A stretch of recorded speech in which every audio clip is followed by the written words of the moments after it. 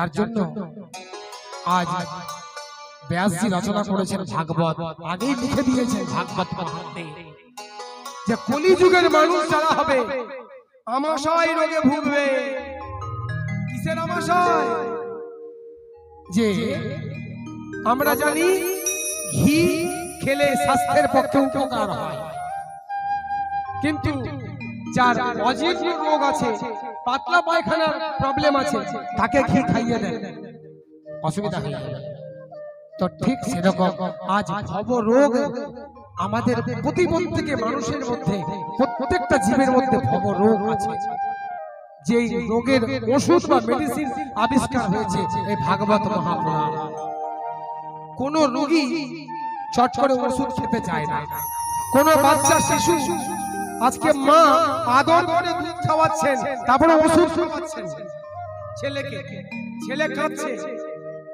এবারে ছেলে তো খেতে চায় না, মানে ছেলে মানে এখানে সন্তান, ছেলে মেয়ে সব সন্তান। আপনাদের আমাদের একই অবস্থা, আমি আমার দিয়েও বলছি। বাচ্চা ছেলে খেতে চায় না, আর শাস্ত্রে আছে মিথ্যা বলা মহাপাপ। মিথ্যা বলা মহাপাপ। এবার ছেলের আমার জ্বর হয়েছে, ছেলেকে বাঁচানোর জন্য ছেলের নাক টিপে জোর করে যদি কুইনাইন খাওয়াতে হয়, আমি ছেলেকে বলবো বাবা বেটা মিষ্টি ওষুধ আছে খেয়ে নে, ঢুক করে গিলে নে। মিথ্যা বলছি কিন্তু ওটা কিন্তু পাপ হবে না। আজকে জোর করে নাক টিপে টিপে খাওয়াতে হবে, মুখ টিপে খাওয়াতে হবে। ভালো লাগবে না তো? কৃষ্ণ কথা সকলের ভালো লাগে না, কারণ চোরা নাহি শুনে ধর্মের কাহিনী। দু চারটা জঙ্গলি গান হতো, নাচ হতো, তাহলে বলে দেখুন ভক্তের ভিড়। সেটা ভাগবত নয়, সেটা গুরু পরম্পরার অসম্মান। হবে নাচ হবে, গান হবে, সব হবে, ধারা পরম্পরা বজায় রেখে। সেটা আমাদের দোষ নয়, সেটা হয়ে গেছে কেন? ওই কিছু কিছু প্রবচকদের জন্য। শাস্ত্র ধারা পরম্পরা অনুযায়ী পাঠ থাকে না, কোথায় থেকে কি প্রসঙ্গ আর নাচ। বিশাল ব্যাপার। ভাগবতের সেটা পরম্পরা নয়। ভাগবতের পরম্পরা, গুরু পরম্পরা কোনটা, সেটাই আপনাদের সামনে তুলে ধরার চেষ্টা করি।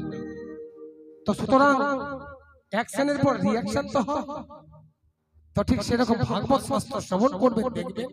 কথা দিচ্ছি, আমি বলছি না, শাস্ত্র বলছেন, ব্যাসজি বলেছেন। কারণ ভাগবতের এমন মাহাত্ম্য, আজকে সাপাদি রাজা পরীক্ষিত উদ্ধার হয়েছিলেন, তাকে কৃপা করেছিলেন কে? ব্যাস নন্দন ছিল সুখদেব গোস্বামী পাদ। হ্যাঁ, আজকে গুরু যদি ঠিকঠাক থাকেন, একটা শিষ্যকেও ভবনদী পার করে দিতে পারেন। সে মাতাল হোক, যে হোক, চরিত্রহীন হোক, লম্পট হোক, যে হোক না কেন, দস্যু রত্নাকর তিনি বাল্মীকি হয়ে রামায়ণ রচনা করতে পারেন। এত পাপী, মুখ থেকে রাম উচ্চারণ করতে পারেননি, মরা মরা থেকেই তিনি রাম উচ্চারণ করে আজকে রামায়ণ লিখে দিলেন 24,000 শ্লোকে।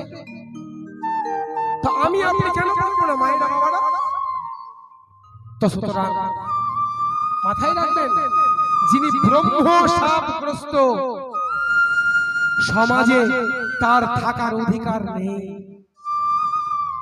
ঠিক এই ব্রহ্ম শাপ এমন মারাত্মক জিনিস, যেটা কিনা ঈশ্বরের কৃপা ছাড়া সেটাকে মেটানো সম্ভব নয়। তাই আজকে সুখদেব গোস্বামী পাদ স্বয়ং কৃপা করতে এসেছেন, উদ্ধার করতে এসেছেন। কবে বুঝবেন বলুন তো? কবে বুঝবেন? মরে যাবেন তারপরে? বয়স থাকতে বুঝবেন না, বৃদ্ধ বয়সে এসে বলবেন আমার দীক্ষা নেবার সময় হয়নি। ফাজলামো পেয়েছেন। অত সহজ নয়, শাস্ত্র জ্ঞান অত সহজ জিনিস নয় যে গুরুদেব আজকে মন্ত্র দিয়ে দিল কাল থেকে বিশাল কিছু হয়ে গেল, তা নয়। শাস্ত্র মানে গুরুকে, গুরুর চরণ ধরে শেখা, বৈষ্ণবের চরণ ধরে বিনীত ভাবে শিখতে হয়। শাস্ত্রটা এত সহজ জিনিস নয়। শ্রোতা হওয়া বক্তার চাইতে, পাঠকের চাইতে বিশাল গুণ শ্রোতার মধ্যে থাকে। প্রেম সে বলো রাধে রাধে।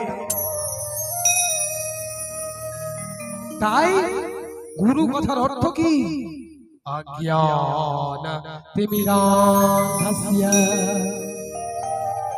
ज्ञानाञ्जनशलाकया चक्षुरुन्मीलितं येन तस्मै श्री गुरवे नमः। वैष्णव माने की और गुरुदेव माने की पार्थक्य अज्ञानतिमिरान्धस्य যারা অজ্ঞানী যারা জীবন চলনার পথে ভুল করে বারবার পড়ে যান সেই গুরুদেব আমাদের কত জীবকে অধম জীবকে করুণা করে কৃপা করে জীবন চলার পথে টর্চ লাইট ধরিয়ে দেন যে যাও বাবা এবার থেকে এই পথে হাঁটো দেখবে ফল পাবে। অত সহজ জিনিস নয়। গুরু কৃপা গুরু সান্নিধ্য পাওয়াও চারটিখানি ব্যাপার নয়। একটা মাতালও গুরু কৃপা পেতে পারে, পেতেই পারে, অসুবিধা নেই। কেন মাতাল হতে পারে, সে পরিবারের চাপে হয়তো মাতাল, কিন্তু দেখবেন তার অন্তর খুব ভালো, সে হয়তো বিভিন্ন জায়গায় দান করছে, এরকম অনেক উদাহরণ আছে। আর এমন বড় বড় বুদ্ধিজীবী এমন লাখ কোটি কোটি কোটি মানুষ আছে যেখানে 50 টাকার দান করতে তার হাত কাঁপে। তারা জ্যান্ত অসুর। সেই ক্ষেত্রে আর চক্ষুরুন্মিলিতং येन চক্ষুকে যিনি উন্মিলন করে দেন, কোন চক্ষু? এই চক্ষু নয়, জ্ঞান চক্ষু, তৃতীয় চক্ষু। ধ্যান করবেন এই জ্ঞান চক্ষু দিয়ে। আর বৈষ্ণব মানে কি? বৈষ্ণব বন্দনায় বলা হয়েছে বাঞ্ছা কল্পতরুভ্যস্য কৃপা সিন্ধুভ্যেব চ পতিতানাং পাবনেভ্যো বৈষ্ণব চরণ কমলেভ্যো নমঃ। তাহলে বৈষ্ণব মানে কি? বলছে পতিতানাং পাবনেভ্যো, যিনি অপবিত্রকে পতিতকে যিনি পাবন করেন, যিনি পবিত্র করেন, তার জন্য তো আজকে বৈষ্ণব মহান। প্রেম সে বলো রাধে রাধে। তাই আজকে কোন স্তরের বৈষ্ণব ছিলেন? ছিল শুকদেব গোস্বামী পাদ। বুঝতে পারছেন?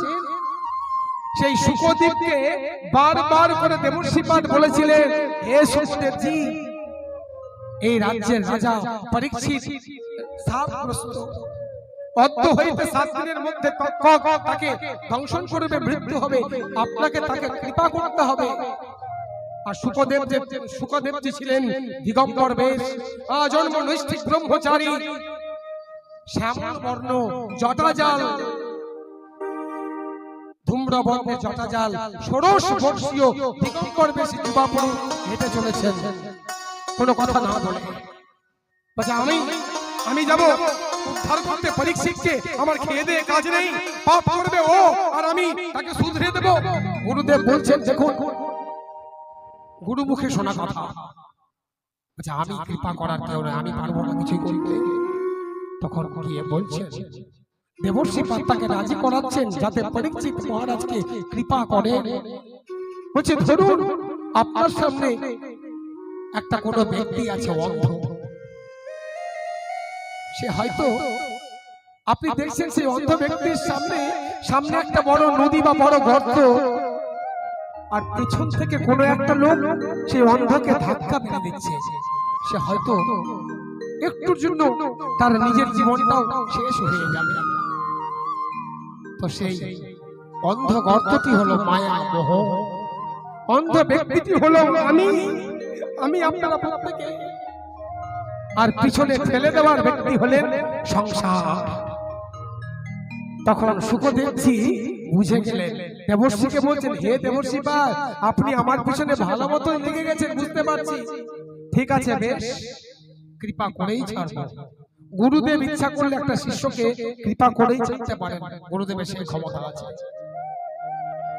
তাই তো বলছেন ভগবান ব্রহ্মা রেগে গেলেও ক্ষমা আছে, বিষ্ণু রুদ্র কৃষ্ণ যাই বলুন রেগে গেলেও ভগবান হয়তো ক্ষমা করে দেবেন। কিন্তু গুরুদেব যদি বিষ্ণু হয়ে যান, তাকে ব্রহ্মা বিষ্ণু মহেশ্বর শান্ত করার কোনো উপায় নেই। তাই গুরুদেব যাতে রুষ্ট না হন সেদিকে আমাদের নজর রাখতে হবে। গুরুদেবকে সদা সর্বদা সম্মান করতে হবে, রেসপেক্ট করতে হবে, মর্যাদা করতে হবে। তাই গুরুদেবকে সদা সর্বদা সম্মান, শাস্ত্রকে সদা সর্বদা সম্মান, মাতা পিতাকে সদা সর্বদা সম্মান। তাই আগে শাস্ত্র পড়ে, আগে মাতা পিতা, তারপরে গীতা। কেন?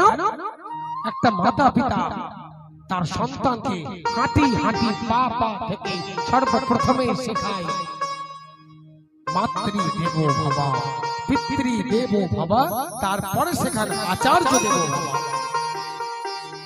মা বাবা ভগবান তুল্য। কেন? আজকে দেখুন, ভগবান কৃষ্ণের আগে কিন্তু রাধা, তাই রাধার বলে কৃষ্ণ বলিয়ান, তাই রাধা কৃষ্ণ আমরা বলে থাকি। সীতার বলে রাম বলিয়ান, তাই আমরা বলি সীতারাম। আগে স্ত্রী লিঙ্গ, আগে স্ত্রীবাচক শব্দ, তারপরে পুংবাচক শব্দ আছে না? ভালো করে দেখুন, সীতা রাম, রাধা কৃষ্ণ।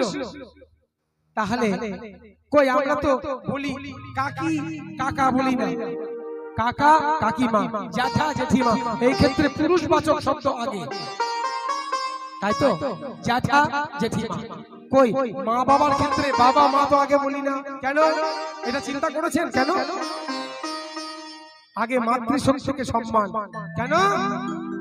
এই জন্যই মাতা পিতা ভগবান, যেহেতু স্ত্রীলিঙ্গাত্মক শব্দ সর্বপ্রথম মায়ের আগে, আগে পিতার আগে মা, তাই মাতৃদেব ভবা।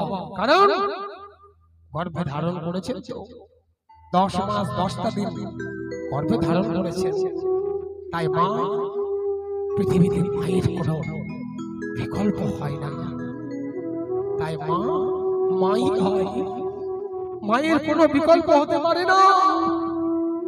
তাই তো আজ ভগবান তুল্য মা বাবাকে আমরা কলিযুগের মানুষ কত কষ্ট দিই। এই কষ্ট দেবার বলে আমরা অভিভাবকরা কোনো অংশে কম নয়, কারণ যে শিক্ষা দেওয়া উচিত ছোট থেকে সেই শিক্ষা আমরা সঠিক দিতে পারি না। আমরা সন্তানকে কি বানাই? টাকা তৈরি করার মেশিন।